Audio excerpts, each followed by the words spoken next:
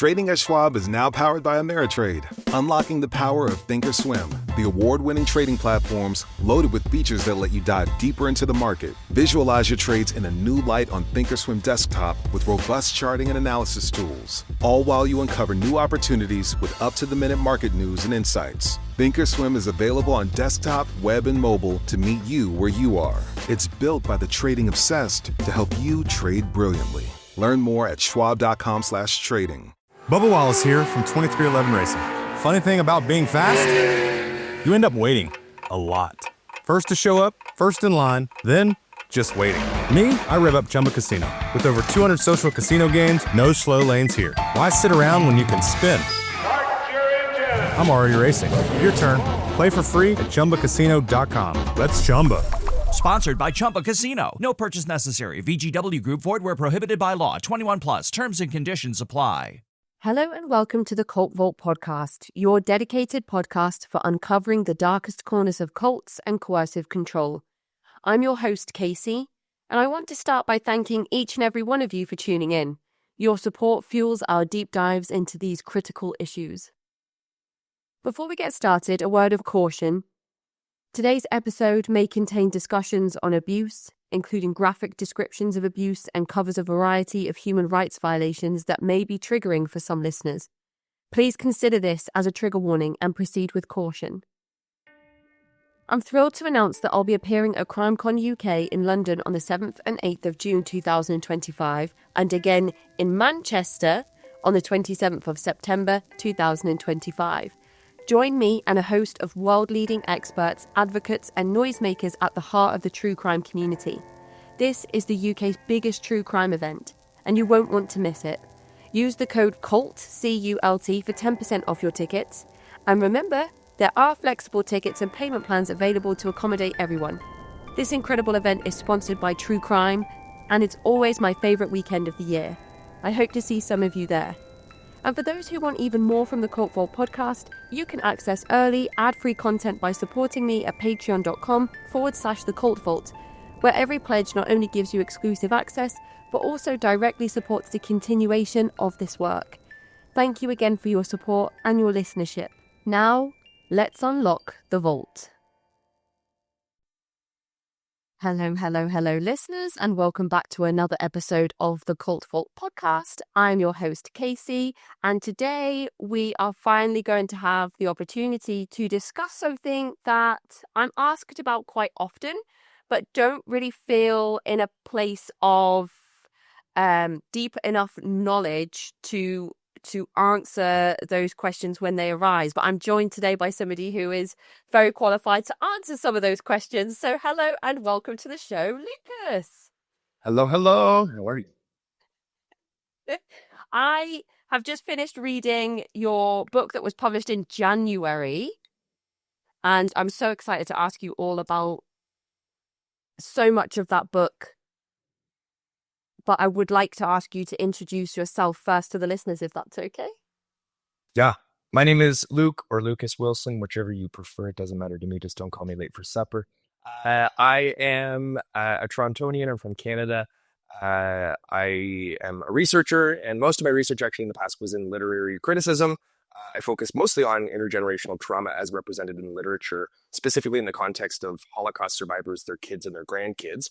But I've since in some ways transitioned and redirected my focus, though of course that work is still important to me. But I now mostly focus on white Christian nationalism, particularly in the context of the US. And I look at white Christian nationalists' understandings of sexuality and gender, and the ways by which they target queers, both gender and sexuality, gender and sexual minorities, and how queers respond and how queers are affected by the practices that attempt to change individual sexual orientations, gender identities, and or expressions.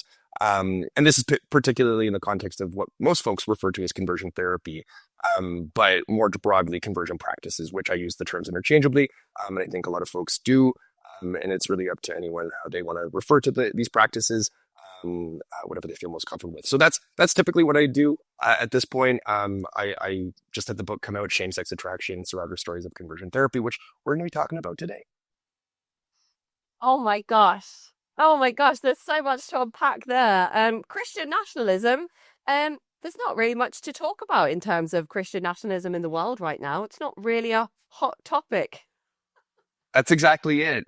Sort of case closed, and we covered it. Yeah, that's it. It's done. It's a thing. It's a thing. It's not really prevalent at the moment. Which of course, unfortunately, is extreme sarcasm because it's definitely a very poignant thing right now. I don't usually get into politics too much. Some listeners might say that that's not true. Hold me accountable if it's not true. But it kind of in a nutshell, what would you say your thoughts are around the current political climate in terms of gender and sexuality and Christian nationalism? In one word, terrifying. Oftentimes queer rights are the first on the table for and the first that are up for debate when trying to negotiate or sort of come to a compromise in other senses, right? That they'll say we'll use these rights as sort of a pawn, and then we'll in turn we'll be granted or given some sort of leeway or some sort of real estate in another context, whether it be economic or whatever. So I think that queers are right now under sustained attack, right? And I think specifically, right now, we're talking about gender minorities, right? So gender queer folks, trans folks, non-binary folks, and also folks who have fun with gender and make fun of gender, i.e. drag queens. These are folks who are particularly under attack, right? And if we're thinking of, to use an example of Tennessee, where it's now illegal to wear clothing in public of the opposite gender. And that, of course, is targeting in part, or it's said to be targeting drag queens. But of course, that's also making illegal gender non-conforming folks and their ability to operate publicly and to be in the public sphere. Because according to this law, they're doing something that's unnatural. And so really what we see right now is that trans folks in particular, but again, gender non-conforming folks, non-binary folks and beyond, this is the principal target, gender minorities. However, what we know if we pay attention to history at all is that sexual minorities are right after that, right? So even the attempts now to or like the sort of planning stages to reverse same-sex marriage in the US. This is what's of course on the table next. And so white Christian nationalism, right? This idea that, it's this marriage of both a political identity and also a Christian identity, typically Republican identity in particular, or specifically, this marriage, of these two ideologies, theologies, whatever, and I guess they're both theologies and ideologies, mixed into one, that this way of thinking, this way of being, precludes the possibility of gender diversity and sexual diversity. Because according to this thinking, you can only be a straight person and a cis person and operate, in a healthy way. Because otherwise, if you are queer, this is a threat to the family. Which of course, is in their imagination, emphasis on imagination. This is the building block of all society as a nuclear family, a cis straight nuclear family. And so, if you are to, again, threaten that, i.e. just allowing queer folks to exist, that this is considered a threat, not just to the family, but to the entire society, to an entire white Christian nation. And so this is really what we're talking about when we're talking about white Christian nationalisms and nationalists discussion and also targeting of gender and sexual minorities.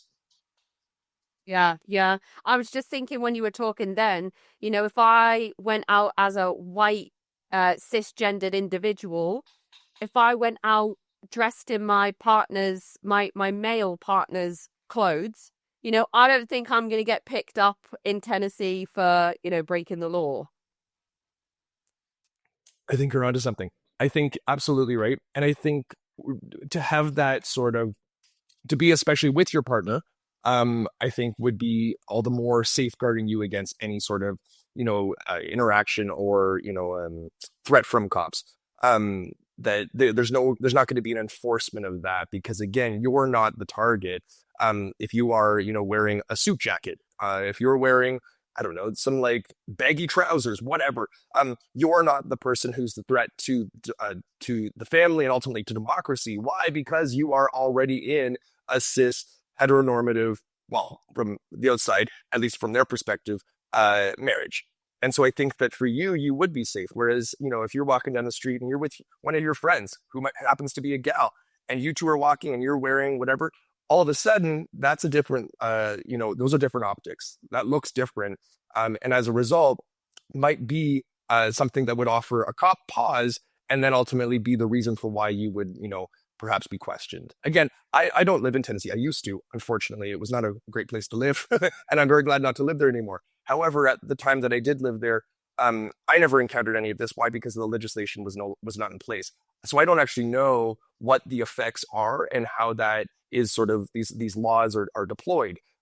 My inkling is that in certain cases, in certain places within that state, particularly outside of perhaps Nashville and Memphis, that there would be more enforcement of these ideas and laws.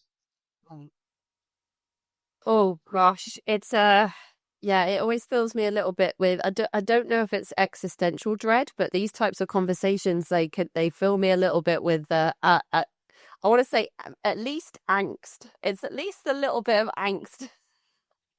But It makes sense, right? Pardon me. yeah, it's just yeah, it's like what Robert J. Lifton would talk about, I suppose, with the dispensing of existence, kind of dictating who does and does not have the right to exist, and that to me, with two young children in the world, wanting to teach them about love and equality and acceptance and just all of the positive characteristics that you hope that your children will grow up and thrive in, it kind of adds that extra layer of angst, just as somebody that is an ally, more so than somebody that is in the LGBT community, which actually leads me into asking you at the moment, what is the recognized acronym, and if it is difficult for people like myself to kind of keep up with the acronym as it changes, is there a way to shorten it and still be sensitive towards the demographic and not offensive? I'm always trying to be sensitive, but it changes a lot and it's hard to keep up. You know what? I think that the acronym has never been all that stable in the sense that there's like one sort of like acronym. The way I typically just say LGBTQ plus, which the plus sort of covers other sexual and gender minorities. However, those who are a part of those who identify along those lines, who are a part of the plus, might say, hey, I feel like I'm not necessarily included, and that's a little messed up. Well, what I will say is that, again, depending even on your country, you're going to find a different acronym, right? In Canada, it's 2S LGBTQ plus or 2S LGBTQIA plus, because 2S it stands for Two Spirit, right? And in Canada, we have an large indigenous community, and this is one way of acknowledging these folks' existence and recognizing them. So it does change on context. It does change, in regards to place. What I typically say, and again, I think there would be pushback against this, I just typically say queer. Like, it sort of covers everything, because you can be genderqueer and you can be, queer in the sense of sexual identity and expression. And so for me, and again, I think that some people would say, well, that doesn't, that's what's the word? It doesn't cover everything, and you should use it, the entire acronym.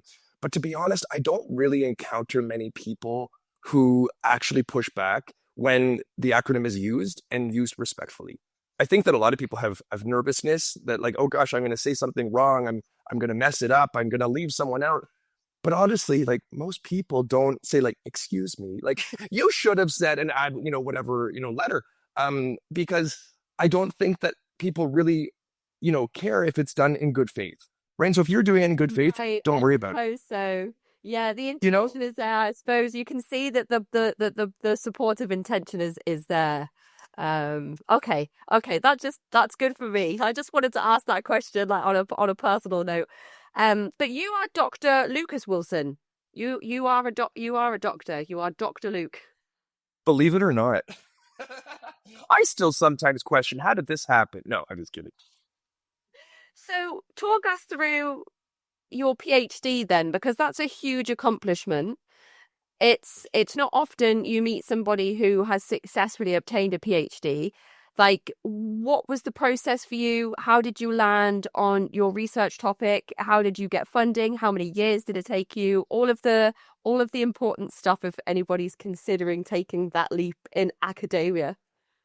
First of all, I'm super excited about this question because no one ever asks me. Second of all, just one piece of advice for anyone to go back to the question before when using the acronym, just say it slowly. That's another thing. I think a lot of people get tripped up over LGBTQIA+, and they're like, oh my gosh, like, and they sort of trip up over it. If you just say it slowly, all is well. You know what I mean? Again, in good faith and say it slowly, everything's good. Anyway, moving back to your question. So I and we'll talk more about this, I think. I did my undergrad at the world's largest evangelical university, Liberty University, in Lynchburg, Virginia. There's so much to say about Lynchburg, but we can talk about that later. And also the name of Lynchburg. Anyway, putting that aside, put a pin in that for now. Jerry Falwell, for anyone who knows who Jerry Falwell is, this was his university. For anyone who doesn't know who Jerry Falwell is, count your blessings, but this is still his university. And so I went there for my undergrad and I got, a scholarship, blah, blah, blah. But I always say now, like, in order to get a scholarship, you really should be doing scholarship, and the work that I did at Liberty University cannot be defined as such. But again, I digress. So when I was at Liberty, I wanted to become a high school teacher initially. And I thought to myself, because I realized about halfway through that Liberty was not seen by the outside world, by like the general public positively. And I thought, well, gosh, like I need to like beef up my resume, my CV in order to legitimize the degree that I got from Liberty. I need to show people that it's a real degree. Looking back, I don't know if I can define it as such again, but again, we'll get to that later. So I decided I wanted to go to grad school. And so I went to McMaster University for my MA, and then I went to Vanderbilt University after that for my master's in theological studies in their div school. And I went to Vanderbilt really because I wanted to deepen my understanding of faith and sexuality and the relationship between the two, because as a gay man, I had been made to believe for a very long time that one could not be Christian and queer. Today, I'm not a Christian. Today, I'm not a person of faith. But at the time, this was a question that I had, and I really was invested in these sorts of conversations. So I went to Vandy, and then I took a year off, and I taught for a year at this little liberal arts university in Nashville. And then I applied for my PhD. So when I was applying, I didn't, so in the US, and I was wanting to go to school in the US. Nowadays, dear Lord, no thank you. But at the time, I did want to live in the US, and I wanted to go to school there. So I applied to, I think it was 7 schools for my PhD. And in the US at the time, it depends on the school now, but you had to take the GRE, which is this like standardized test for grad school, which is absolute BS. It measures absolutely nothing other than your ability to study for a test, which is so much of the US educational system, particularly from K to 12. But it also sort of bleeds into, getting into university for undergrad, grad school, whatever. So I went to this conference, and I was like, it was this literature conference, and I presented my paper, and it was well received. And so I thought, well, you know what?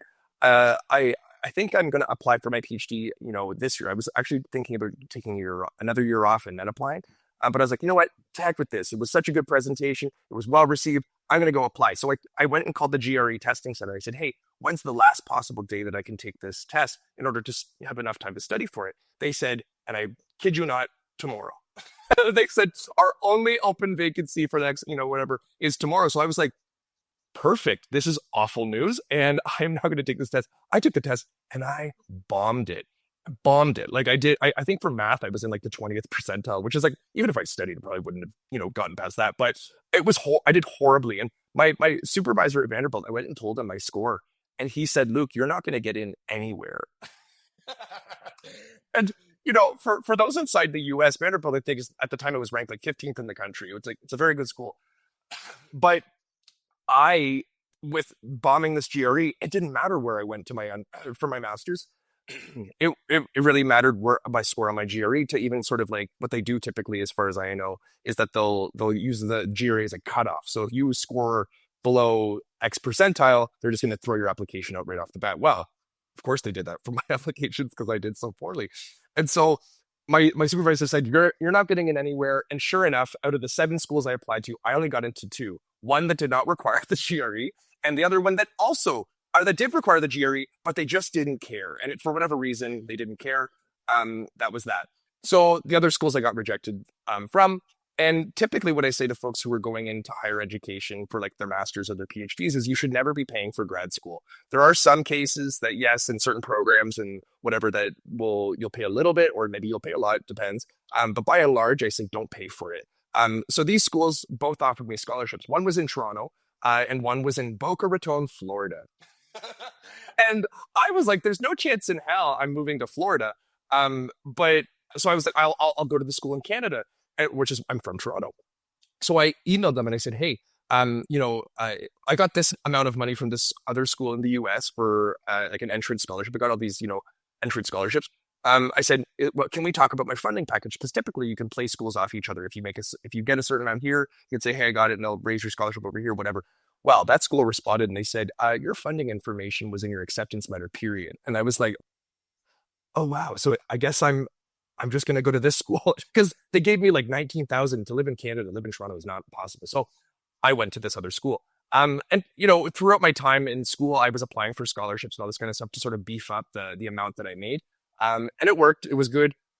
And yeah, I think that for me, I never planned to move to Florida. That was never part of the, my plan or God's plan. But I did, and the rest was history. And so I went, and I actually fast-tracked my PhD. I really, really loved my school. I hated Florida. And so I went to my program director about a year and a half in, and I said, hey, I love my program. I hate living here. How do I get the heck out? And he said, let me think about it. He came back to me and he said, if you are to condense 2 years into 6 months, we can get you out years early. And I was like, deal. So that resulted in me reading about a book a day. And I wish that was a joke, but it's actually true. It was about a book a day, sometimes an article on top of that. And then also sitting for and also studying for my comprehensive exams, writing and then defending my prospectus, all within 6 months, well, in addition to 3 courses. And it was just god awful, but it worked. I got out and I moved back to Toronto, and it was happy. It was a happy ending after that.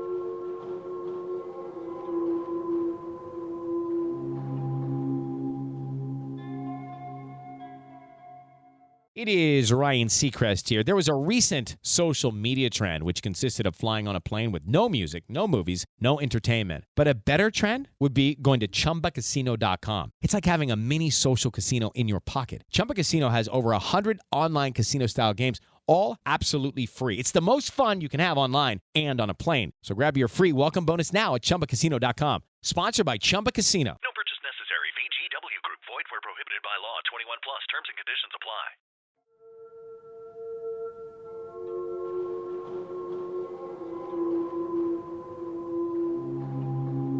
Oh my gosh. Wow. Congratulations. That's such a huge effort. Like I don't know if I would have the stamina or even just the motivation to do that. That is incredible. I even just doing a master's over a year, that was stressful enough for me. And people keep saying, will you go on to do your PhD?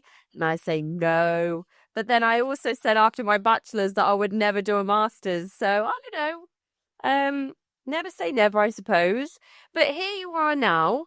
I suppose I've done this backwards, but I'm interested in learning more about your life leading up to going to Liberty University. You said Lynchburg. Funny that it's called Lynchburg, but I think it's also funny that it's called Liberty University. There's a lot to think about with the choice of terminology, and I'm sure it's not by accident either. But can you share a little bit about your early years and experiences growing up in the evangelical space? Yeah, you know what? And actually here, for those who are viewing, here's my family. But we weren't really an evangelical family. Then there's like 1,000 of us. I'm the youngest of 5 kids. That was actually our church motto in 1993. But we didn't really go to church the way that most Christian families did. Like we would go on and off, and it was largely because we had a cottage. Like any good Canadian family, you go to the cottage on the weekends and you don't go to church. And so what we did we would go to the cottage. And so the weeks that we weren't at the cottage, we would go to church every so often, up until about, for me, grade 2 or 3. Then we just stopped going. So I wasn't actually raised in the church, thank God. I certainly had exposure. I went to church, every so often. But even when we did go, it was kind of like you went to church, you learned whatever in, the Sunday service, and then in Sunday school, and then also like the whatever junior church upstairs. And then you'd come home and you'd shut the hell up about Jesus, right? Like we never talked about God. My mom taught us our prayers at night, taught us how to say grace, period. Like we just didn't talk about God. And like the times we did, I still remember. It was like one time my dad told, my mom was so mad at him that she was like, "You believe in evolution? Well, you have to tell your children." And like, so he told us, and like that was like one of the few conversations we ever had about faith, right? Like it just wasn't a thing that we talked about. So I think that I was sort of haunted in the way that my mom was haunted by her evangelical childhood. I was haunted by, the times that I did actually go to church. So when I eventually got to going into high school, it was like the summer between grade 8 and grade 9. My brother Quinn got really into the creation versus evolution debate. And so apparently, what my dad believed Quinn was rejecting, because he sided with, creationism. And he's like, "Luke, I've been like following these, conversations, these debates, and I actually have a bunch of DVDs." He bought all these like DVDs of this guy named Dr. Kent Hovind, Dr. Dino, who has like a doctorate from a degree mill in the middle of like a flyover state. And it's not in biology, but whatever. And this guy whose DVDs we watch, I love it because Fundy Fridays did this episode of their show one time, and they did a deep dive into Kent Hovind. And the way his dissertation starts, he goes, "Hi, my name's Kent Hovind." And it's like, that's the way that no dissertation would ever start. Anyway, so we started watching these DVDs, and I was at the time, again, I'm a kid. And I thought it was kind of neat, the conversation, because the way that Kent Hovind went about it was that he was very bombastic, right? Like he ridiculed and mocked evolution as if it was this like stupid pseudoscience. And of course, the irony is that, he believed in creationism, but he made it seem as if evolution was really stupid and nonsensical, and like it was only logical to believe in, a creator. So I started watching this, and I was like, wow, like I think I agree with this. I believe this. And so I decided that if I believed in a creator, it must be the creator of, the world that I learned about when I went to church way back when, again, sort of being haunted by my religious exposure. And I went to the church, and I honestly don't think I missed a service or like youth group or any event that I could possibly go to for like 2 years. I was just obsessed, and I sort of, became this religious zealot at the age of 14, going into high school, public arts high school too, of all places. So it was kind of seen as like, what the hell, who's this like Christian kid in this very, very secular, if we want to use that term, space. And yeah, that's how I got involved in the church. It wasn't really through my family, though. Again, without my family, it wouldn't have happened. So it's sort of a weird exposure relationship that I had because of them. Did you drive your parents and siblings and school friends crazy with your zealotry? You know what? Probably. My dad was like the coolest guy in the world. He died when I was 16, but when I had him, he was the coolest guy. He had a record store in downtown Toronto, wrote a book on Bob Dylan, had a music studio in our basement, was eventually a social worker for differently abled folks. Like Keith was cool, he was a very like hippity dippity. Cool. He sounds really cool. We love Keith. And so he was this hippity dippity, like pot smoking vegetarian, like wonderful man. And so he thought it was weird for sure, but my dad was like the coolest guy in the world. So even if, you believed something crazy like evangelicalism, he was like, well, whatever, like you're still my kid, love you, period. And so we would have conversations about that when I eventually got to that age. And I remember I said to my dad, I was like, "Dad, I'm not listening to any music unless it's Christian." And he's like, "Sounds like you're closing an entire world off from yourself that is unnecessary." And I was like, "Well, I don't think I should be listening to Christian music because it's bad influence." And he's like, "I think a lot of music can be good or bad, but like, okay, you do you." So it didn't really drive my dad nuts. And I think for my mom, she just loved it. She was like so happy that I, had become a Christian. Or she, I guess in her mind, I'd always been a Christian, but I don't think I would have agreed to that. Anyway, I still don't think I'd agree to that. But my siblings thought it was super hella weird. They were all like what the hell is wrong with you? Like, just bizarre. And, I believed a lot of crazy things, and my siblings made it very clear that they thought it was crazy that I thought what I thought and believed what I believed. As for my school friends, I think I drove my teachers crazy. Because I would like write optional, and it wasn't optional in the sense that they gave us the choice. It was that I would just write reports for them saying, this is why evolution's wrong, or this is why Christianity's true. And I would give it to them because I was like fascinated with like these debates and these discussions. And they were just like, okay, I'll read this, but like, what the hell is this?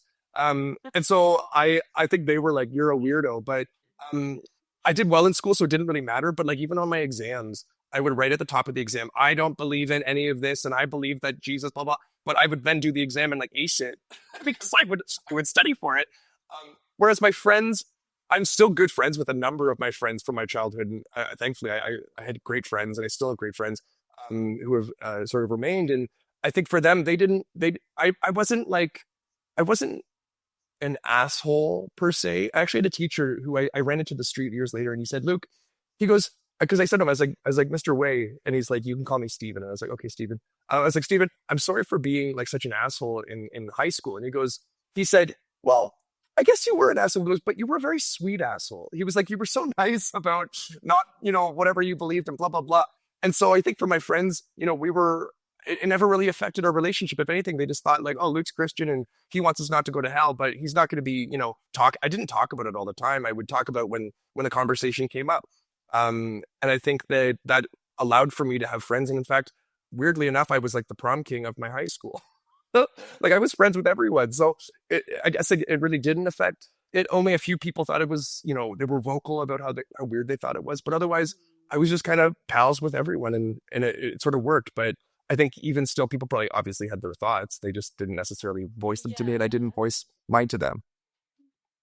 That's good though. I mean, I know through my interviews, and I'm sure you've had this experience a number of times since kind of putting together same-sex attraction, that is typically not the case with many, queer people growing up in religious spaces. And I don't know if the difference is the familial kind of tie to church services or faith-based settings.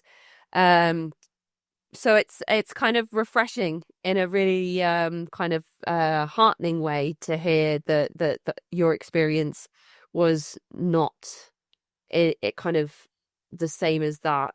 But as somebody who is focusing on gender and sexuality, and somebody who, is the author of Same-Sex Attraction, do you remember kind of realizing that you were attracted to the same sex? Do you remember kind of having that conflict between your faith telling you one thing and your kind of body brain telling you something else? Yeah, I mean, I remember being attracted to guys from a very early age. I think that for me, I recognized it for a very long time. And then by the time I got to high school, by the time I, accepted Jesus as my savior, that's when I was able to do the mental gymnastics of saying, I'm not gay. I just struggle with same-sex attraction. Right. So divorcing the identity from the individual, which again, looking back, you're like, how the hell was that possible? But it was. I honestly, in my heart of hearts, believed that I was not gay. I just thought that I struggled with being attracted to men. And that makes absolutely no sense now. But at the time, it absolutely made sense to me. Again, it wasn't where I didn't recognize that I was attracted to men. I knew. I mean, I knew very clearly. And it was like the biggest thing that I would think about. It was the number one thing I would like pray about. I was just like, God, please let me like stop finding men attractive. Please let me like just find women attractive. At least one woman. I don't care who she is. Just let me find attraction. And so it was this constant recognition because it was made to be the thing that held me back from God the most, right? Because of course, within the evangelical imagination, against emphasis on imagination, homosexuality is framed as one of the worst sins, alongside like bestiality and pedophilia. It's super cute, right? Yeah.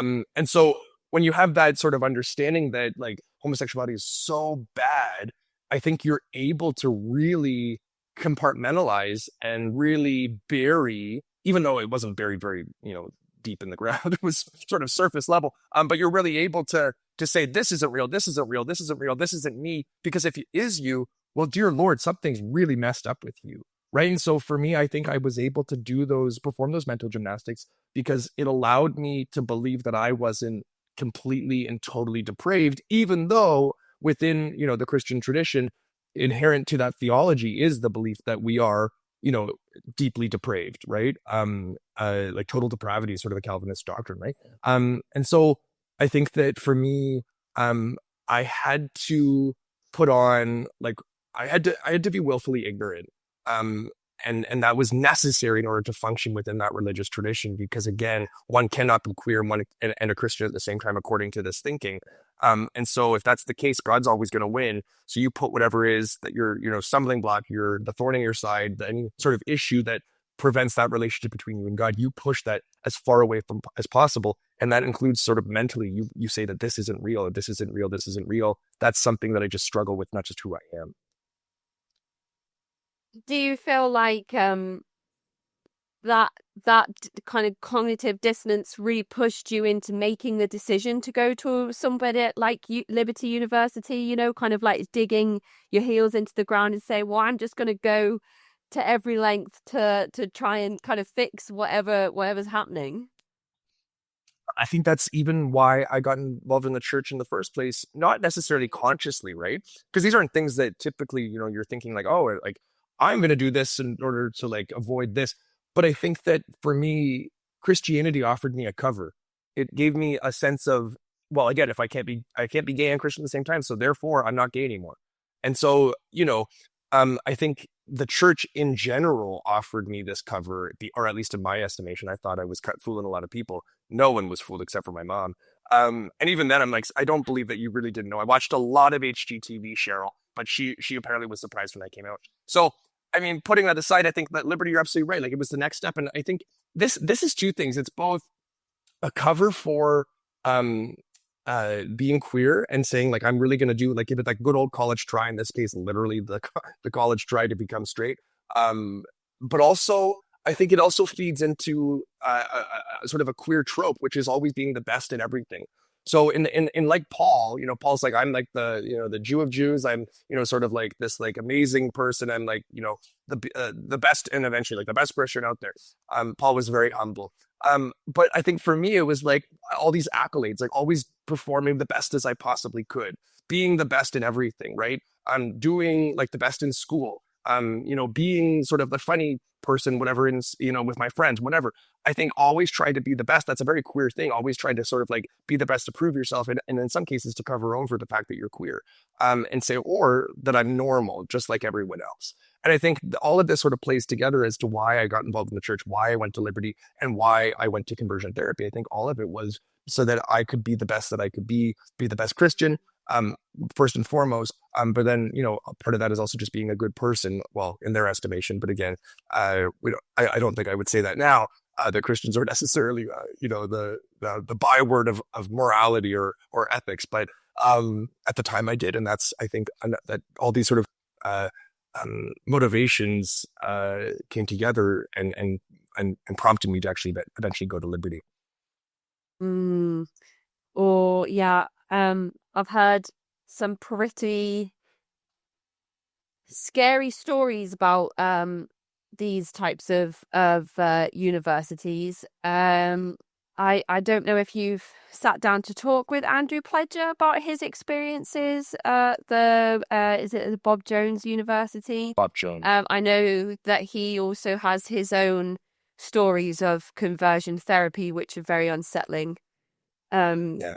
But I don't know how closely your situations mirror each other's, or how different Bob Jones University would be to Liberty University. But I believe they were both owned by pretty well-known individuals in kind of like the nationalist space, so to speak. Yeah, you know what? Bob Jones, it was funny when we were at Liberty, we always said like, well, at least we're not Bob Jones. Like that was sort of like what we understood to be like even more restrictive and even more sort of, legalistic. And Bob Jones, Andrew's great. I love Andrew. I was on his podcast years ago. And he's just a very, very smart guy. Has a lot of really intelligent insight into queerness, but also into Bob Jones, of course, and doing the podcast that he does is just great. And so, but Bob Jones, yeah, it was founded by. I mean, both schools were founded by fundamentalist separatists. Eventually, Jerry Falwell, this founder of my university, went on and became more evangelical and identified as an evangelical, even though for years he pushed against that label. Bob Jones has always sort of remained this like fundamentalist and in many ways separatist institution. And so both are terrifying in their own ways, but they certainly do rhyme, right? They're very similar in many ways as well. Although they do diverge in certain senses, they also converge perhaps more than they do, diverge. Right, okay. And in terms of your university experience, or maybe this happened before, did you come across somebody else who had same-sex attraction, and did you try to I don't know, set them straight and say that's not how you be a good Christian? Like, I'm just interested in those initial experiences of brushing up against other queer people. Yeah. So part of being queer in these spaces is so bizarre because when the flesh is weak, you're excited to meet another queer. When the person you meet who is queer is not someone who you're attracted to, well, then again, there's sort of a different sort of approach.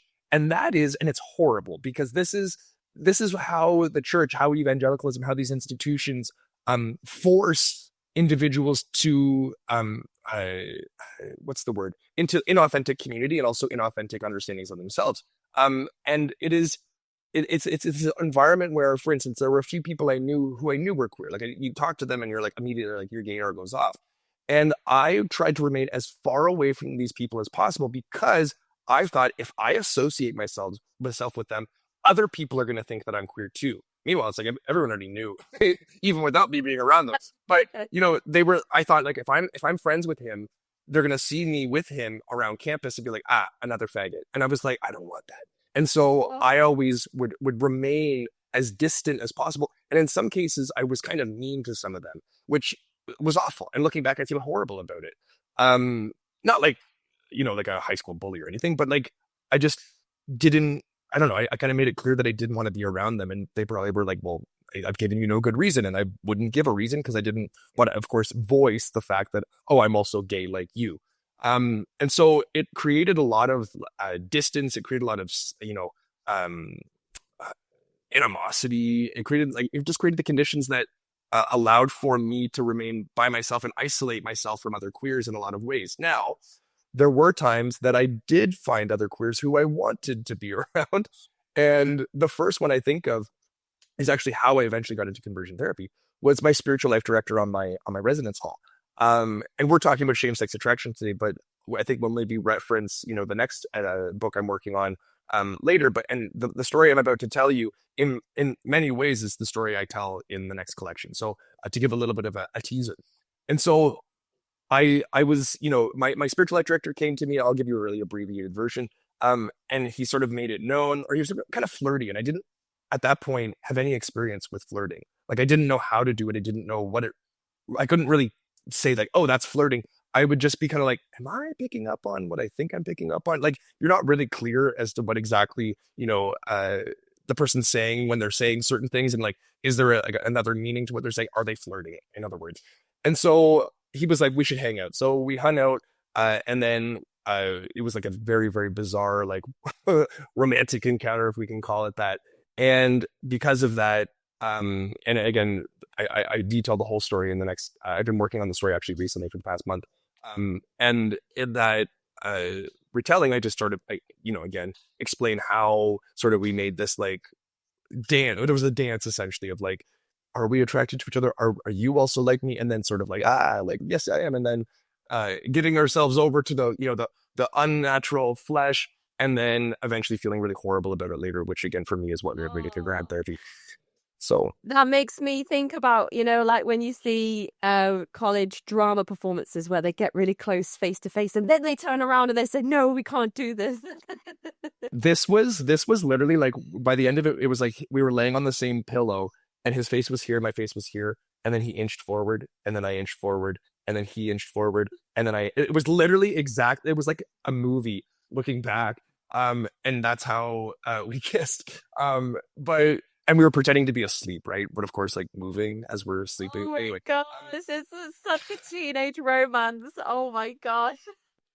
it turns out to be a very sour romance. But putting that aside, so that was certainly one example of like where I found another queer and like there was some sort of interaction, which again did not end well. But then there was another one I think of that, to answer your question. There was one guy. I was a prayer leader, so I had like a group of like 5 or 6 guys who I was in charge of like leading Bible study, praying with, blah blah blah. And so we would have these weekly meetings. One guy, he was this gay missionary kid, and he very much was like, "I'm gay.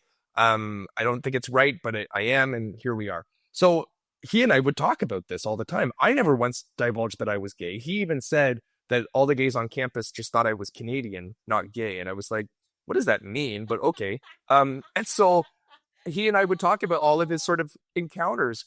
And again, it was creating this really inauthentic community, this inauthentic relationship where, again, I couldn't even voice to him, I'm just like you.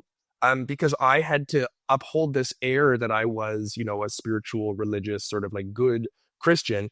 And I therefore didn't tell him anything about myself. And so I think like this is how these sorts of institutions create like secrecy and force individuals to lie.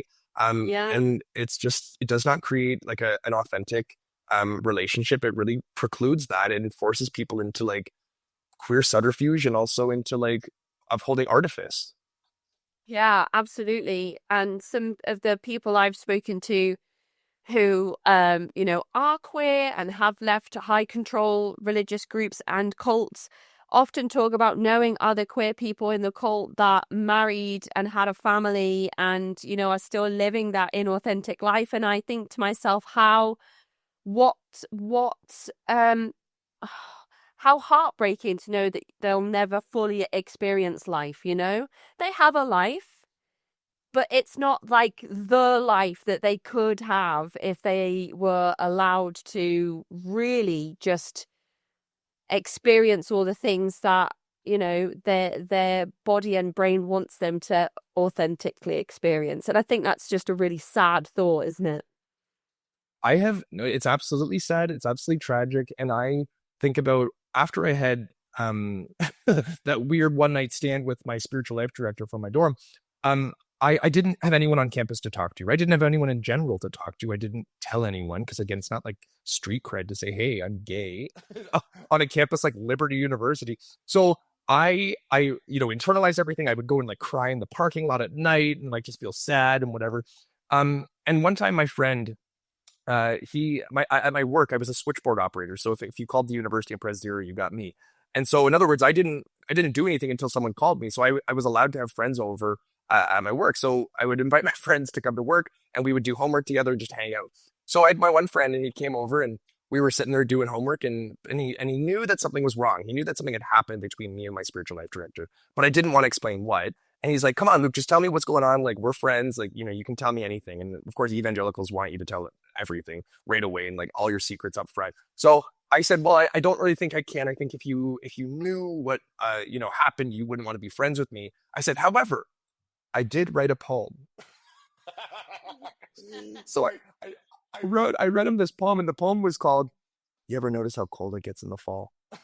And so the poem was about, me having, this weird tryst with my spiritual life director. And so after I read the poem, whenever he and I would talk about anything sexual after this, and I started to pick up on this, after this conversation, was his lips would start quivering the way that my grandma's lips always quivered whenever she talked in general, but his would quiver whenever we talked about anything sexual. So he had sort of these like funny lips whenever we would talk about anything sexual. And again, I picked up on this later, but I do remember his lips sort of quivering because I was kind of like, oh, that looks like Nana's lips. Anyway, he said, I think I know what you're talking about. And I was like, you mean like what my poem's about? And he's like, yeah.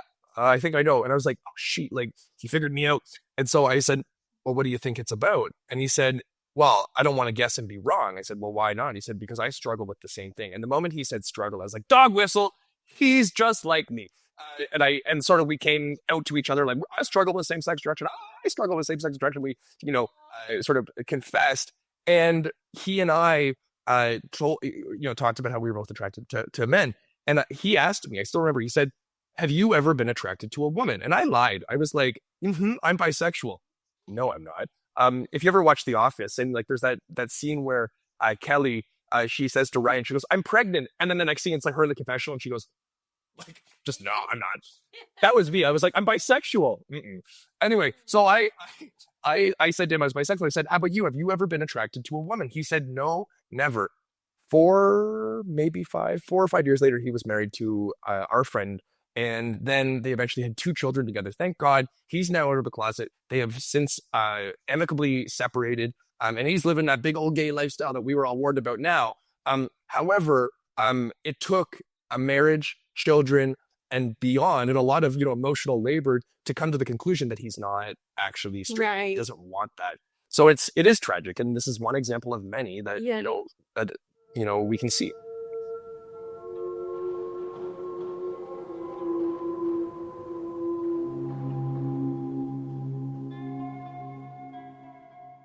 Hey, it's Ryan Seacrest. Life comes at you fast, which is why it's important to find some time to relax. A little you time. Enter Chumba Casino. With no download required, you can jump on anytime, anywhere for the chance to redeem some serious prizes. So treat yourself with Chumba Casino and play over 100 online casino-style games, all for free. Go to ChumbaCasino.com to collect your free welcome bonus. Sponsored by Chumba Casino. No purchase necessary. VGW Group. Void where prohibited by law. 21 plus. Terms and conditions apply.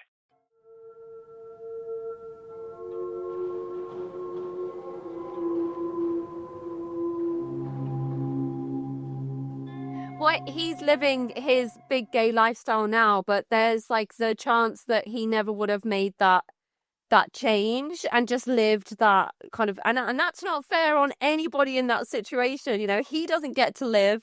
His wife doesn't get to experience true connection and love and intimacy with somebody in the way that she should, get to explore and feel that kind of, mutual attraction and love. It's just really sad for everybody. And it's heartbreaking to think about all the people that will just live that whole life and never make that change. But good for your friend, because I don't know if it's just the stereotype, but the big gay life looks really fun for the most part. Apart from, when you're worried about having all of your rights stripped away from you and all of the deep, dark stuff and the big hurdles you've had to overcome, as a community in order to be allowed the right to exist, to marry, and, all of those other things that have changed over the years. But the thing that stood out to me most when I read Same-Sex Attraction, which, by the way, what a strong book title. That is like unchallenged. I don't know how you're going to follow that up with book 2, because Same-Sex Attraction, when I heard that, I was like, 10 out of 10. What a stellar book title. We love a pun. Like, I'm a cheap date for a pun. So the moment that it was one of those like shower moments. You're like, having a shower thinking, that's where all my good ideas come from. Never when I'm sitting in front of my laptop. That's all just a bunch of stuff that I have to edit later. But, when you're in the shower and you're thinking, all of a sudden it was like, shit, like same-sex attraction. Same-sex attraction. And that was sort of this like light bulb moment. The next collection, which we'll talk about later, which is the collection about queer experiences at Christian colleges and universities and seminaries. It's called Don't Ask, Tell All. So it's, it does its function, but it's no shame-sex attraction. And I acknowledge that. But, and it's like, what is it? Like queer stories of Christian colleges, anti-queer regimes, something like this. So to bring in like the military sort of, imagery, whatever. Anti-queer regimes. Wow, that's strong. Yeah, so that's the next one. I have another one that I'm title that I'm sitting on, and it is, I think, the best one, and I can't reveal that because I never want it to be stolen. And I think it's literally like my magnum. Email it to me afterwards. I will. Send me an email. Done. And that's the title that I cannot wait to release. And I swear to God, if someone else comes up with it first, or like publishes first with that name, I'll be what's the word? Mortified. I'll be dead. I'll be in the ground. Like, just kill me now. So yeah. Please don't steal it, even though you don't know what it is? The common themes in same-sex attraction. So it's kind of like an anthology, isn't it? It's a combination of different people's experiences with conversion therapy, and the it was a hard read, as you can imagine. It was making me think of all sorts of different things that I've learned about over the course of this podcast around the troubled teen industry, around you know religious groups that do exorcisms and lay hands on and have charismatic services. It was making me think of all different types of things. But the themes that stuck out to me most throughout every single chapter and each story, of course, was the shame element of it, and the kind of title speaks to that so well. But just the degradation of human life. Everybody in those stories was so degraded. It shouldn't even be. I mean, I don't know what the legal status is of conversion therapy, and I'm sure you can answer that for us. But the degradation, making people feel unworthy and unlovable, was just so prolific. And the main result, or the main conclusion for most people in these stories, was just to take their own lives, because there was no other way forward for them in so many of these stories. I mean, that must have been such a tough book for you to put together, to listen to all of these stories and know that it's still happening. People are still going through these processes, and these people, with their strength to reclaim their stories, have had these experiences which probably resonate with you as well and your story. Mm-hmm. Yeah, thinking of like themes that run through the collection, you're absolutely right. Shame, degradation, self-hatred, guilt, anxiety, all these, negative emotions or affects that folks feel. I think about the twisted hope, or like what one theorist refers to as cruel optimism, right? That you're made to believe that you can change. And of course, when you don't change and reality sets in, that nothing's, different from when you started till now, or when you were fasting, or when you were praying, or reading your Bible, or doing, whatever exercises that you were instructed to do. When nothing changes, you think to yourself, well, wait a second, nothing's different, nothing's changing. And if I believe that God is good and God wants me to change, because typically, not always, but and as the story, gives voice to this, typically this is happening in religious communities. Not always, but disproportionately, the number of conversion therapy or cases are happening in religious context as opposed to secular context. So they do happen in secular context, but again, disproportionately, they're going to be happening in religious context. So for a lot of the folks who are, theistic, right? If they're Christian, if they're Jewish, if they're Muslim, if they're whatever, they believe that God is perfect, God is good, and God wants them to change. So if God wants them to change and they're not changing, the problem's not God, because God's perfect. Therefore, the only conclusion is that you're the problem. And of course, when you see yourself as a problem, that's a problem. And so, you're given this twisted hope, again, this cruel optimism that you can change. And when that doesn't happen, the frustration and the self-abnegation and the hatred, really, right? All of this sort of starts snowballing. And it's so insidious, because again, it's like this journey that from the very inception of the journey to become straight is impossible. But you're made to believe that it is possible. With God, all things are possible, right? If to quote scripture. And when that doesn't happen, you turn on yourself. That's where the guilt turns into the shame, right? That's where the shame turns into self-hatred. That's where, feelings of wanting to, complete suicide, and suicidal ideation, this is where they come from. And it makes sense, right? In a twisted, bizarre, upside down, evangelical way. And so I think that this is also part of what really defines a lot of the stories, is that folks were made to believe that they could change, and when they didn't change, Right. all of these negative consequences sort of ensue. Was that your personal experience as well when you were put through conversion therapy? Yeah, so I went through conversion therapy, again at Liberty University for 4 years with this man who was a paid university staff member. He was tasked with working with two groups of students: those who were addicted to homosexuality and those who were addicted to porn. As research suggests, you can't be addicted to either. But putting that aside, research isn't necessarily their middle name, despite being a university. So for me, I was, I went through the 4 years with Dane. I went into the group conversion therapy program only once, which is what I read about in the book. But the individual program, that was the 4 years that I did it. And that's actually what I'm writing about for the next collection.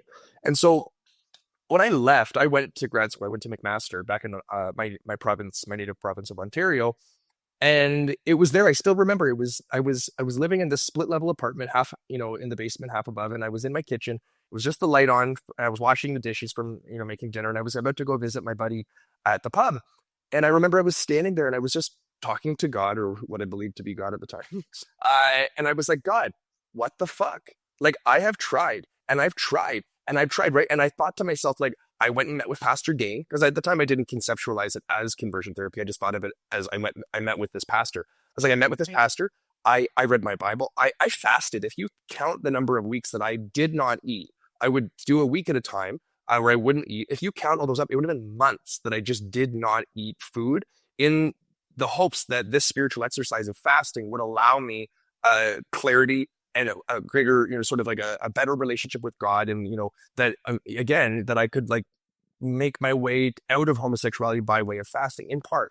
And I was just like, what the fuck? Like, I had done everything that I could do in order to change, and nothing's changing, right? And that's where, again, for me, that's where the violence of conversion therapy really set in, was that I, after the fact, realized nothing was changing. In the moment, I always thought that I was doing the right thing, I was on the right path, that God was going to honor this, and it was this process. But once I got away from that bubble, the liberty bubble, and outside of that sort of, sacred canopy, and I was thrown into the real world, especially when I was learning like actual academic, I was in an actual university, that's where I started, like, that cosmology started to crumble. That's where that worldview started to have all these holes. And I was realizing, this isn't working. And again, even though the world was crumbling around me in the best way possible, I'm so thankful that that world crumbled. It was still incredibly difficult at the time, because again, I still had at least one foot in that world, and believed that God was perfect. And if God's perfect, I'm the problem, therefore not God. And therefore I need to, like, something's messed up with me. I'm messed up. I'm wrong. I'm defective, and I'm never going to change to what I should be. And I can never be a part of the world that I want to be a part of, simply because I don't meet the definitional requirements of that religious system. That is so difficult. Oh my gosh, that mental battle that it must be absolutely exhausting, just to kind of be like whiplash, isn't it? Back and forth and back and forth, and never really being able to settle on anything 100% until eventually you do, of course. Just how tiring that must have been, and how tiring it must be for all people in those situations that have to. I don't want to call it lying to themselves, or deceiving themselves, or I think all of the terminology around it's still kind of like shameful language, like, oh, you're lying, or you're being dishonest. Do you know what I mean? Like, there's not really any. I don't know if you know of any good terminology that's empowering, rather than. I mean, I guess people are trying to keep themselves safe more than anything by hiding. Hiding again. Oh my gosh, it's tough. But you know what? I think that the finger isn't pointed at the individual who was hiding, who was self-deceiving, who was lying. It's pointed at the cause of this, which is the church in my context, right? It's pointing at the university, Liberty University. It's pointing at the people who made me think this, right? Who made me believe this. Because again, no one wakes up in the morning, it's like, I want to change something that I can't change, right? Like, it was clear that nothing could change. But again, you have to believe, and you're made to believe, really more accurately, you're made to believe in the passive voice, the actor of not being yourself, but someone else acting upon you. You're made to believe that you need to hide, that you need to lie, that you need to self-deceive. And you're pushed to do that, because if you don't, well, then you're not going to be a part of the community. So I actually think it's A-okay to use that language, because again, the blame is not placed on the individual who has to perform these mental gymnastics and this emotional labor. It is instead placed upon the religious system that requires this of its, congregates, its, students, its whatever, its adherents, right? Yeah, absolutely. Yeah. But what I wanted to ask you, and I don't know if you feel comfortable talking about this, it's a question I get asked a lot. It's a question I imagine you get asked a lot. The extremity around the transgender discussion at the moment is insane. You've got like one end of the spectrum, people saying transgender people don't have the right to exist. But then on the other end of that spectrum, you've got the other extreme, which is trans people saying that people that are anti-trans don't have the right to exist. I don't know how you see it or how you've experienced it with, people that are in your community. It's just when people say, well, what do you think about transgender? I think everybody has the right to exist as long as and to love who they want, especially themselves, as long as it's consensual and it's legal, then, and legal in the sense that it's not an adult with a child, for example, not illegal in the sense that, they're going to actually strip away human rights laws.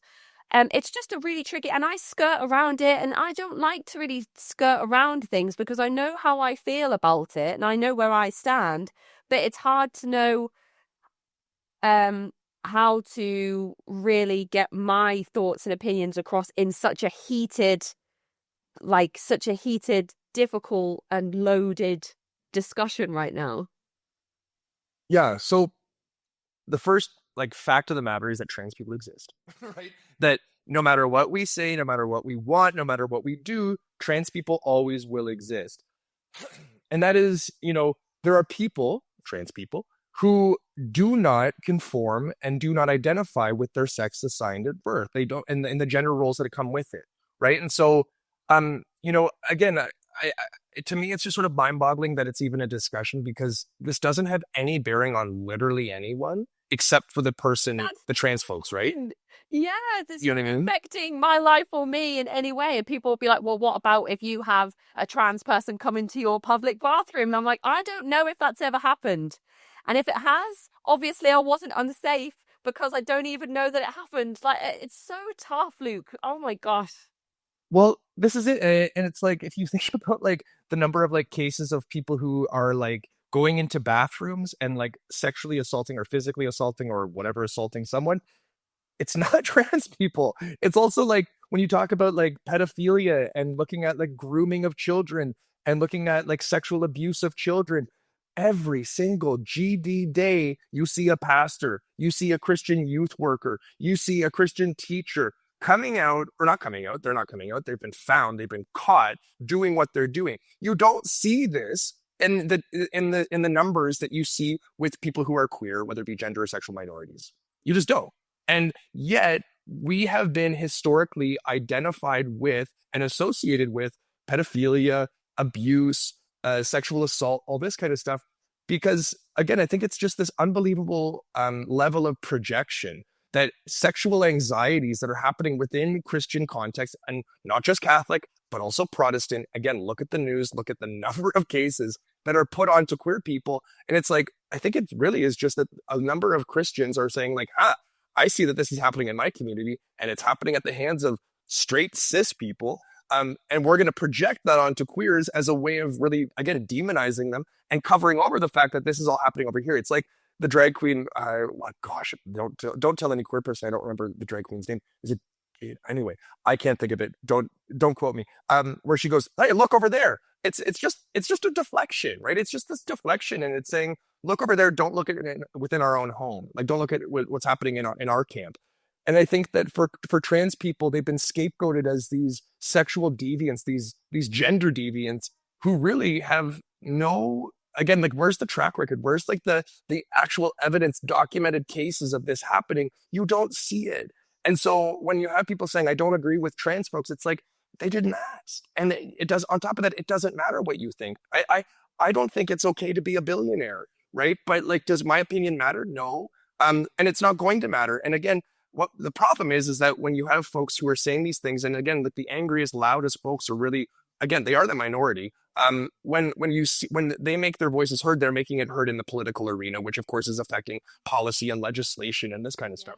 And so I think that when people say they disagree, it's give me some reasons why. And again, if we want to talk about Like trans folks in sports, look at like what's the word?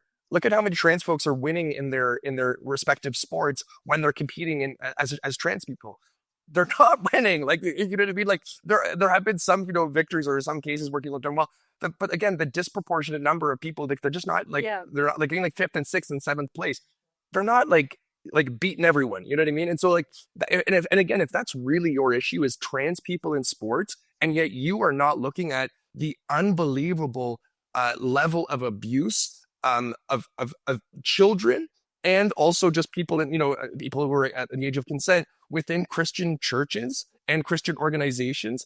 Again, what the hell is going on where we're talking about trans folks in sports, which is like this unbelievable minority, versus this unbelievably common and, recurring, what's the word, pattern of abuse. It's just bonkers to me that we're talking about trans people ever, as opposed to what's happening in the church on a literal daily basis that news is coming out about these folks. Literally daily basis.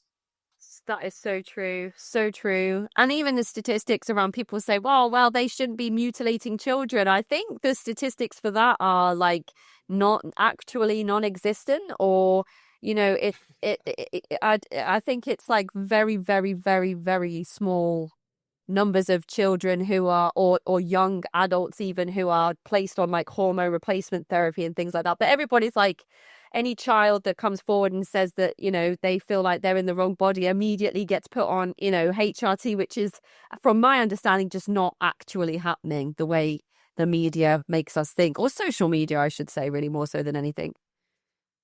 I'd love to see the receipts, right? Like, I'd love to see the documented cases. Give me evidence. When you have evidence, cool, let's talk from there. But until then, if you're simply saying that, children are going into bathrooms and using like kitty litter, like to go to the bathroom in these public schools, show me the cases. I can't wait to find out these, again, documented cases and to see the evidence. Why can't I wait? Because it's never going to happen. It doesn't happen. And drag queens are causing people to become trans and all sorts of like really like COVID. If you get the COVID vaccine, you're going to shed the vaccine into the air, and it's going to make people get cancer. Really conspiratorial type of stuff. That rush up against a drag queen, and I don't know, maybe you'll want to get dressed up and look fabulous too. I wouldn't mind. I wouldn't mind that. I'd like a night on the town, done up to the nines. Kacey, this is what we call science, okay? I actually spent the weekend with a drag queen recently at CrimeCon. Do you know English drag queen Cheryl? Cheryl Hole? Yes. Yeah. You know Cheryl Hole? Yeah, we hung out for a weekend at CrimeCon because she has a podcast about cults and killers. Queens and cults. So we were hanging. You're hanging out with drag queen royalty. Oh my god, Richo. Cool. She looked fabulous all weekend as well. She had like 9 foot tall. Wearing the biggest dresses and the biggest hair, and I was just like, you are like a monument. It's incredible. Yeah, that was really fun. And then when she got out of drag, she was like the same height and size as me. And I was like, this is really strange. Like, it really is 2 different people. But yeah, great fun. Great fun. I'm not allowed to watch RuPaul anymore because the last time I was binge watching it one time, locked myself away in my room, in a dark room, just watching RuPaul nonstop. And then it turned out I was pregnant. So I was like, I don't know, it was just this weird thing. I just want to lay down. And then my partner came home not long after our son was born, and I was tucked up on the couch watching RuPaul, and he was like, no. And I was like, what? And he was like, surely not. And I was pregnant again. Again, this is what we call science. Yeah. I'm not allowed to watch it anymore because, he'll be like, what's going on? What's going on? But yeah, I absolutely love it. And I don't know how anybody that, I don't know how you can be anything but happy watching that show. I mean, there are sad moments, when people are talking about some of the things that are mentioned in the book Shame, Sex, Attraction. But I think you're talking about Jada Essence Hall. Look over there. Thank you. And here I am Oh my gosh, don't again. We need to edit all of this. No, I'm just kidding. I'm a terrible gay. I'm a terrible RuPaul fan. It's official. I'm now out of the closet. In that sense.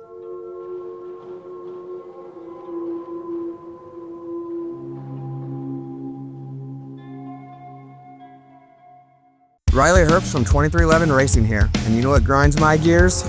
Waiting for coffee. But instead of counting frappes and lattes, I fire up Chumba Casino. No apps, no fuss, just fun social casino games to pass the time. By the time my coffee's ready, Order for Riley. I've already taken a few victory laps. Next time you're stuck waiting, make it entertaining. Play for free at ChumbaCasino.com. Let's Chumba.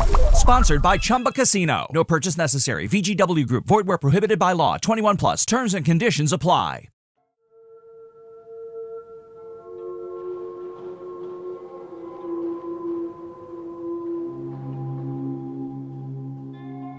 Well, you have a second book coming out soon. Is there a release date for that? Plans for publication?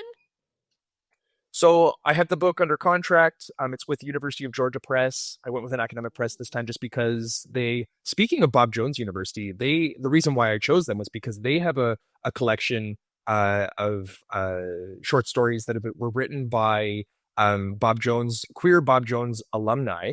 And they write, that's Lance Weldy's collection. And so I thought, well, if they published this, maybe they'd be interested in a book about queer experiences at Christian colleges, universities, and seminaries. And sure enough, they responded. We did a little bit back and forth, and it got the contract. And now everything will be submitted to them, fingers crossed, Lord willing, if we should use such a term, by September 1st, I think is when my deadline is. From there, so there's sort of... soon. Well, this is what happens with the editorial process. From there, it's then they look at all the stories, they go through them, they offer their edits. I've been editing with authors for the past, 7-8 months, going back and forth with, authors, revising, getting into that publishable level. They then go through their own edits and they offer their comments, questions, whatever. And then from there, we make some more edits and then we go back and forth. And then, and then it goes into this sort of mysterious time frame where I don't fully understand. Like, I'm not in the publishing world, even though I publish. I'm not on the inside. I'm on this side of things where I'm just writing and editing, and then they do something behind the scenes. I don't really know what it is. It's again, when I figure it out, I'll let you know. But it takes several months, and so this book will most likely come out sometime in 2026. I mean, maybe 2027, but my inkling is, yeah. So I'm steady. Congratulations. I have this vision in my head now of like a basement with a cauldron, and they're putting like different ingredients in and then putting your manuscript in and then stirring it all together. That's actually how it works. That is how it works. And I will, no, but it's super exciting because the collection is, I don't know yet the official number, because it's ultimately up to them to decide on which stories will eventually go in, even though I think all of them deserve to be in there. It'll be anywhere from 20 to 24 stories. So it's a few more stories this time. And honest to goodness, Kacey, the stories for this collection are so well done. They are so well told. They are captivating. They are dramatic. They are heartbreaking. They are everything, right? There's sort of a range of really funny experiences, really horrible experiences, really hopeful experiences, et cetera, et cetera. So there's a range, and I'm super excited about that because I want to show what it's like to go to these schools, because it's not, for me, it wasn't just one thing at Liberty. There were moments of awful sort of psychological labor and emotional and spiritual labor. There were also moments of a lot of fun. And that is breaking the rules, right? And so doing things that I quote unquote shouldn't have been doing, which is also part of the queer experience, also part of any experience at these schools for straight or queer people. And so I want to give this sort of whole body, this well-rounded representation of what it's like for queer folks to go to these schools and to show what these schools do to us and what they've done to us and what they continue to do to us in the U.S. on taxpayer dollars. Right. Yeah. What a strong book that's going to be. And I suppose you've just kind of summed it up there. I was going to ask what the biggest takeaway is you hope readers get from your work, but I'm kind of getting the sense that it's a lot to do with showing people that they're not alone or isolated in these experiences. Because I imagine at the time you must feel like you're the only person that feels this way or has experienced these things. And I know the power that cult survivors talk about when they say, wow, there was a whole load of people out there who were all telling their story and it was my story, even though the cult was, you know, a therapy cult, religious cult, political cult, whatever.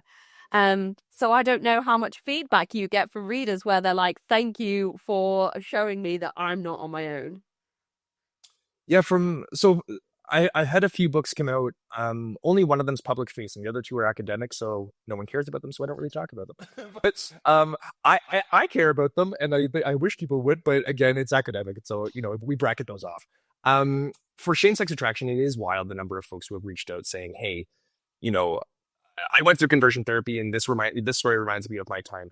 Or I'm just queer and come from a religious background and it's so wild, the parallels between my experience and these stories. And so it is, it's so nice to hear that these stories resonate with folks. And I'm only assuming that queer folks who went to Christian colleges, universities, or just Christian high schools, Christian middle schools, Christian elementary schools, or just the church, right? I think that the next collection, you know what I mean? There's so many things that that again, they're not the same, but they rhyme.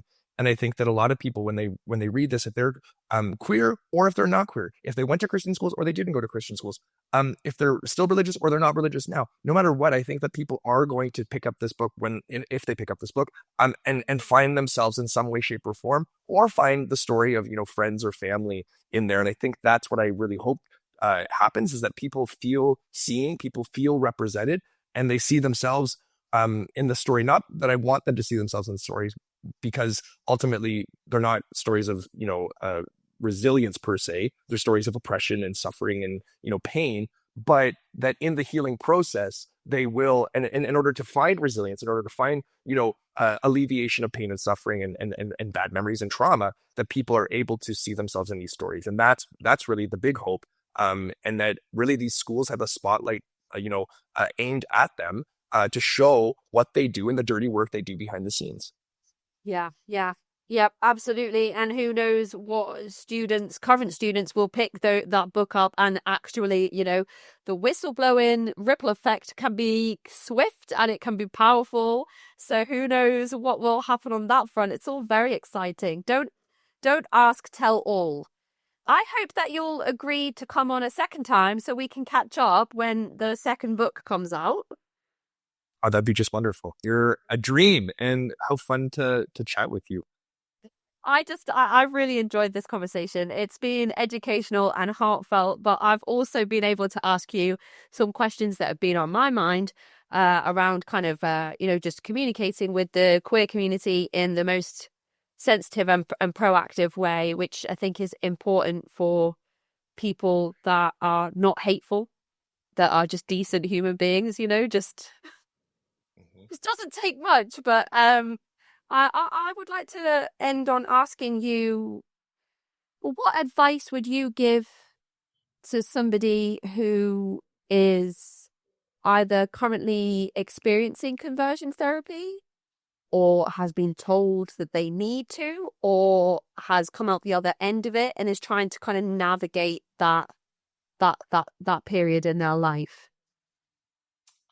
I'd say you are A-okay the way you are, that you're beautiful and you are important, and there is nothing wrong with you as it relates to your gender and sexuality. That is simply who you are, and it's not something to hide. It's not something to fight. It's not something to resist. It is something to embrace, the way that everyone should embrace their gender and sexuality across the spectrum. And I think that a big part of my healing process, and I think it's a big part of a lot of folks' healing processes, is finding a community that acknowledges and recognizes you for who you are and is not trying to change you. I think anyone in any way where someone, like, you're talking to someone, or you're in community with someone, or you live near someone or with someone, whatever, and they're trying to change you, that's a big no-no. That's a big red flag. Tell them to fuck off. That is not anyone's job to change anyone else, right? Like, our ability and our desire to change ourselves comes from within, and it should not come from without. If we want to change certain parts of who we are, phenomenal. If we don't want to change certain parts of who we are, then don't touch it, right? And anyone who tries to force you to change in any way, especially when it comes to your gender and sexuality, part of just who you are, that is something that should never be. So I think finding a community who respects and honors you and respects and honors your truth is of paramount importance. I also think expose yourself to new ideas. For me, grad school gave me that opportunity in a very structured, cool way, but it's not everyone's path, and not everyone wants to go to grad school or undergrad even. And I think that finding books, finding resources, finding podcasts like this to hear, different perspectives, new perspectives that maybe you don't agree with, but ultimately that you can engage with in order to find, who you are, that's important too. I think the community and knowledge are two things that are so important and are integral to allowing us to live, authentic, free lives. And I think both of these things are super, super necessary and should be pursued. That's beautiful. I love that. Thank you so much. What strong sentiments to end the episode on. This has been really delightful for me. I appreciate you and your time and your book, and I'm sure I'll appreciate the next book and the email with the title for the third book. But Shame, Sex, Attraction is available to purchase now. I'll put a link to the book in the episode description. And let's keep in touch, Luke, and I look forward to some updates on your next ventures. 100%. This has been so much fun, and I am honored to have been on here, and I can't wait to keep up with you. Hello, it is Ryan, and we could all use an extra bright spot in our day, couldn't we? Just to make up for things like sitting in traffic, doing the dishes, counting your steps, all the mundane stuff. That is why I'm such a big fan of Chumba Casino. Chumba Casino has all your favorite social casino-style games that you can play for free anytime, anywhere with daily bonuses. So sign up now at ChumbaCasino.com. That's ChumbaCasino.com. No